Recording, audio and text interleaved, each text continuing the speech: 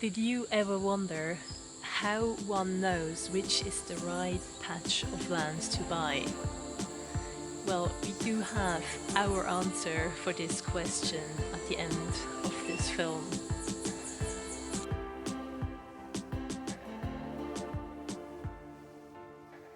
After a house sit here in Costa Rica, we had 1 month left of traveling to discover the whole country.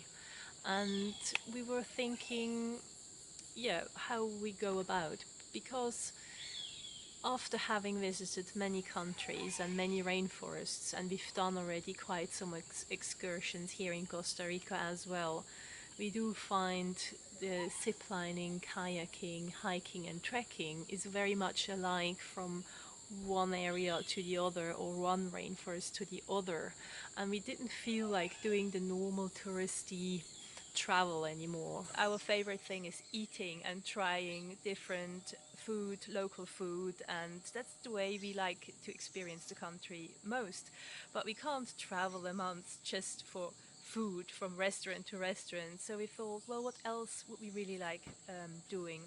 We needed another activity in some sense. So eventually I came up with the idea of setting up appointments with estate agents across the country to see properties.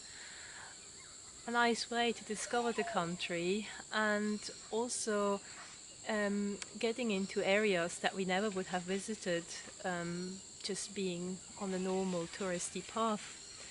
So I found 24 properties that looked promising and also would be feasible for us, which, yeah, basically could have potential. I didn't want to just make up any old um,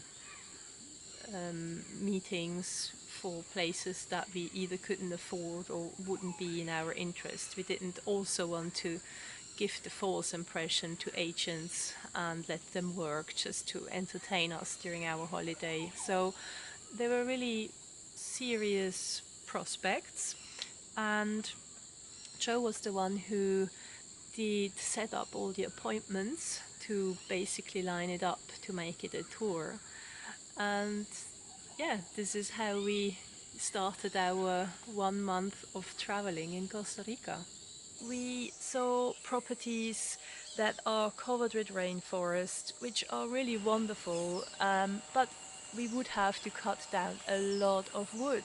And yeah, as pretty it may be, we didn't want to add to the problem of coming here, falling in love with nature, and then think, oh yes, we want to be in that nature, and just our patch will be cut down. So that's, we would have felt guilty doing that. And also, the other thing, what many people are unaware of that buy properties in or very close, surrounded by rainforest, is that there are a lot of mosquitoes, there is high humidity, and a lot of shade. So these 3 points really can create big issues when wanting to live there. And it's not to be taken on the light shoulder. I think it's a German expression. To live within nature so deeply embedded, because nature will try to get the ground back. So there will be, with the moist, fungus can grow, the wood can decay, or it could grow if it's a concrete house, it could be moist. So there are many factors that actually anyways wouldn't be nice to live there. So these properties already were out of question for us. And then we found many areas which was rather in the Guanacaste area, which are very dry. And since we would like to have to be as much self-sufficient as possible, not completely, the idea living in an area which has more than 6 month dry period is not very practical. Let's say we would need a lot of water tanks, and still you wouldn't know, like, if the periods, the cycles get longer of the dry periods, you start to get worried where your water will be coming from. So these areas were also not really inviting. And but what we did like and obviously could recommend are old pastoral lands. Costa Rica has a big history in cow rearing. They still have many cows, but there are also a lot of fields that are just left. They were cut down, rainforest for the cows. So basically, we feel by working on the land, we are rather improving it than taking something away. Traveling through all these properties, all these parts and regions of Costa Rica, we didn't come across any property where we felt like, wow, yeah, this is it. It was always like, ah, okay, yeah, maybe we could imagine living there. Oh, here's too much rainforest. This is too dry. This is too small. This is too hilly.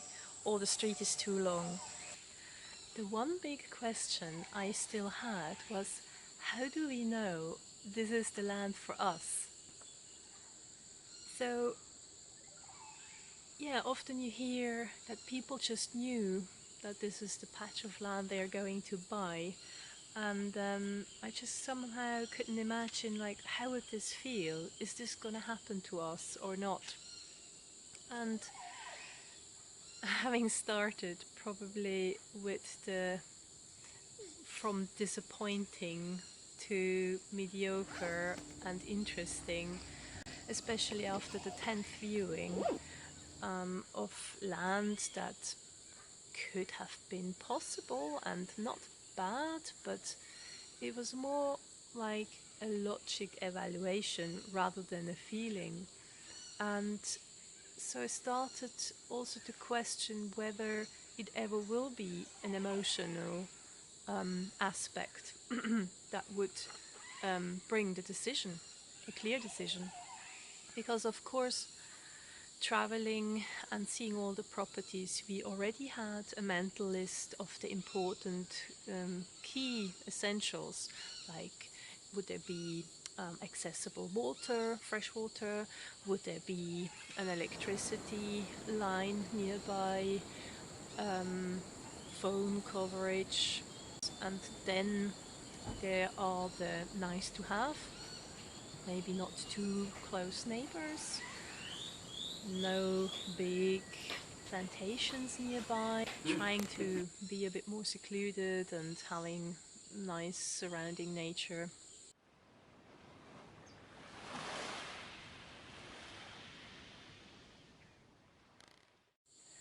Of course, the more properties we saw, the bigger the list of what we like and what we don't like grew and helped us to get an idea, a more specific idea of what we are actually looking for. And at the same time, I was wondering if this process is maybe leading people to the decision where it's an accumulation of logic viewpoints.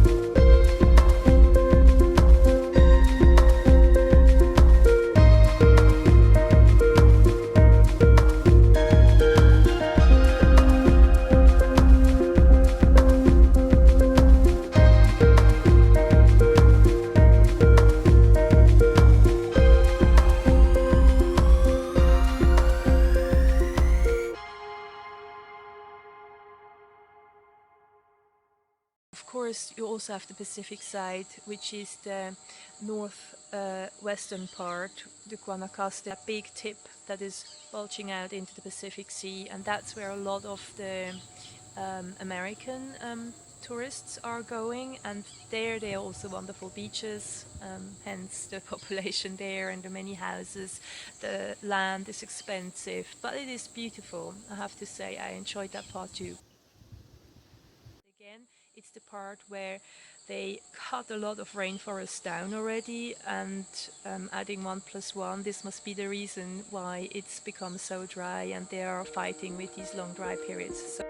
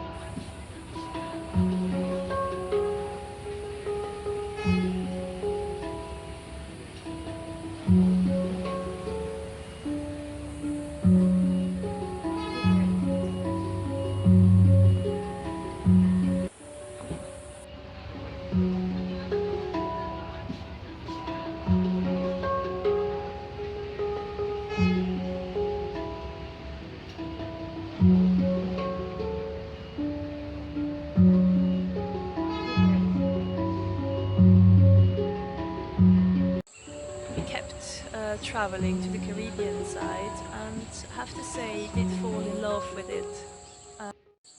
And kept looking at property. There was one property where we thought from the beginning this could be one, which was an old farm, a finca, which had, I don't know how many hectares of land, maybe it was even 3 hectares, so quite big. A lot of responsibility, especially in a country where everything is growing so quick.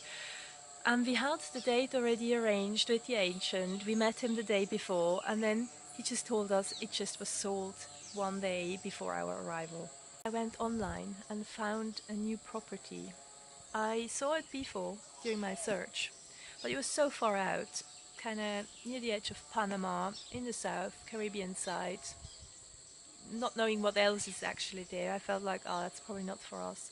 But when looking again at it and seeing the price that it had, I thought, come on, just let's give it a go.